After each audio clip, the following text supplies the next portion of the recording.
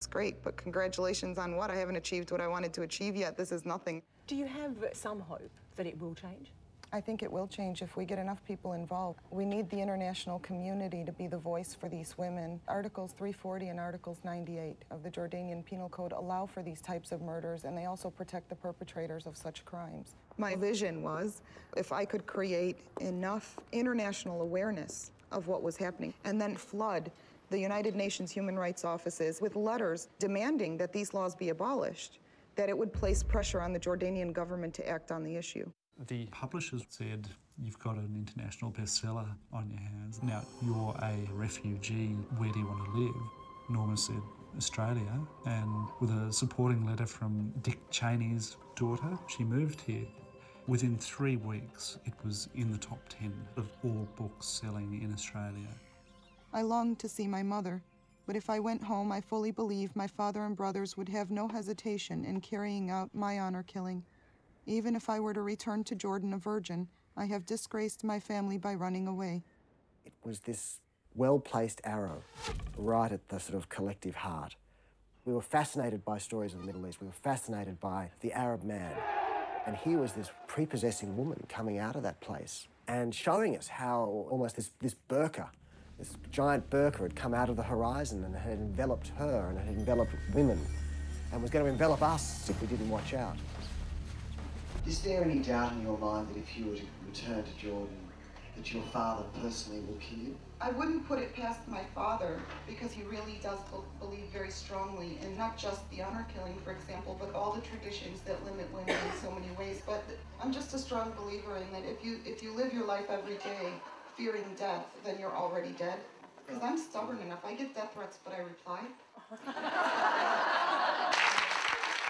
She had brought ignominy and shame on Muslims, and for that reason, there was a fatwa on her head. For that reason, she had to live in fear, like Salman Rushdie. God, I mean, I worship the ground the woman bloody walked on.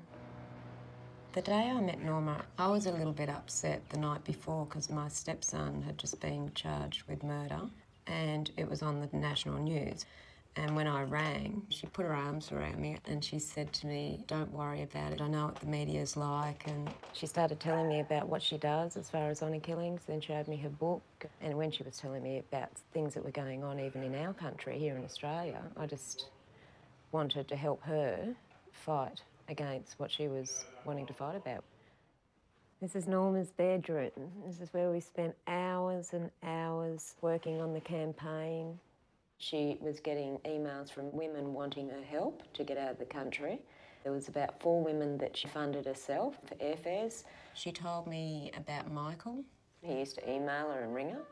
He works in a department within the government to do with passports, and she uses Michael to help women get passports to get out of Jordan. There's a section in here that says, what can you do? I'm collecting letters of objection to honor killing at honorcrimes@lycos.com. All of those emails come directly to me, so please send letters. She seemed very American, I have to say. Oh my God, I became a movie-holic when I first got to Greece. Friends that I was staying with said to me, have you seen the movie There's Something About Mary? And I said, yeah, I have, in Jordan. Because see, they bring in American movies all the time to Jordan, but up until that point, I thought every American movie was 40 minutes long. She had spent some time at an American school in Jordan, and that's where she had developed the American accent. My father wanted the best education for my brothers, and it was easier for them to watch me if I was at the same school.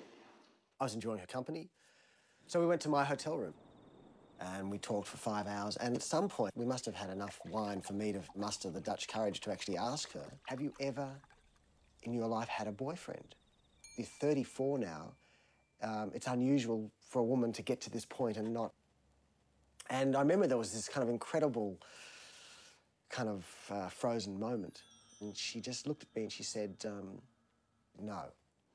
I like to say that I am married to this cause, but I like to keep that part private. They were lined up at the end of the session to get her autograph or to express some sort of fellow feeling, to touch her. It was like a rock star. You know, if, you know, had there been music, we would have had a mosh pit. These are some of the petitions that was sent in. Here's an email from Liz Cheney. Dear Norma, your book is courageous, heartbreaking and enraging. Looking forward to meeting you and doing all I can to help. There was a marriage proposal. I think he was a plumber, this guy. If you need to, he said, I'll marry you. That's Dahlia, who was her best friend.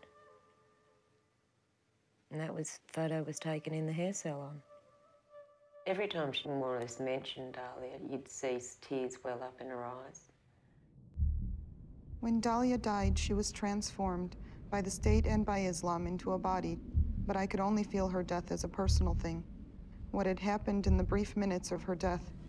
Did her brothers join her father in pinning her down as he stabbed her? Or did they stab too?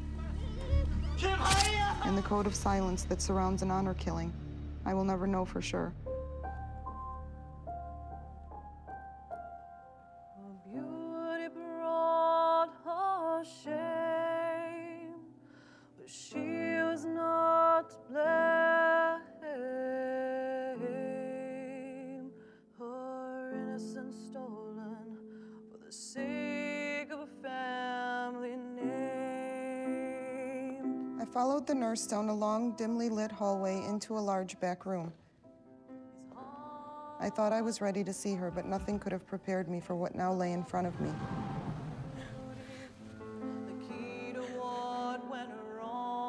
All the feelings I'd controlled so that I could be strong for us both against an enemy whose allies were every Arab man in Jordan surfaced. She found the chance to love, to be held by a righteous man, one who knew the right way to give her love. Let's hear these words and set her free. Take them away from misery. Let her. This is not the truth. This book is not the truth about life in Jordan. This book is an insult to every Arab Muslim woman. My name is Rana Husseini. I'm a female journalist working for the Jordan Times since 1993, and I'm an expert on the honor crime issue in Jordan. This issue has been very important to me. For the past 12 years, I've been defending and writing about women who get killed by their families. For my work, I've won 6 international human rights awards so far. The proof that I have as a person who documented almost every murder that took place against women in Jordan, so-called honor crimes, to me, this crime did not happen. The whole feel of the book was false. And of course, I mean, Rana and I found out so many misrepresentations and factual errors. I think it went between page 1 and page 2. Unlike the Jordan River, no longer strong enough to flow down to Amman, Any Jordanian would know that the Jordan River never ran through Amman. But let me set the stage for this story by giving some sense of my strange conflicted nation, bordered by Saudi Arabia, Egypt, Israel, Lebanon, Syria, Iraq, and Kuwait, the Hashemite Kingdom of Jordan sits at the beating geographic heart of the Arab world. The countries bordering Jordan are Syria, Iraq, Saudi Arabia, the occupied Palestinian territories, and Israel only. And of course, the fact that she spoke of a unisex saloon shop, this immediately was an indicator that there's something wrong with this book. حابة بس استفسر انه النقابة عندكم تعطي رخص لاشخاص بدهم يفتحوا صالونات مختلطة للرجال ستاتي؟ ستاتي رجالي بنفس المحل بسموه بالانجليزي يونيسكس سالون شوب. ممنوع ما I know of women doing manicure for men, but not cutting hair. No. If you have a salon running for both sexes, you will have 2 separate rooms, and nobody could look into the other room. There's no way. Now we're approaching Buksat Cafe. Norma Khouri claimed she used to come here with Dahlia and Michael. Of course, that was in 1996, according to her crime. So we're gonna see when did Buksat really open. We only opened in 1997. Do you recognize these 2 people? No. Page 191. He drew a 50-dinar note from his wallet and handed it to her. 50-dinar bills were introduced in early 2000 and not in 1996. Page 39. She pulled out a pack of Gulwaz blondes and a small handmade earthenware ashtray. Gulwaz blonde were first brought to Jordan in 1997 basically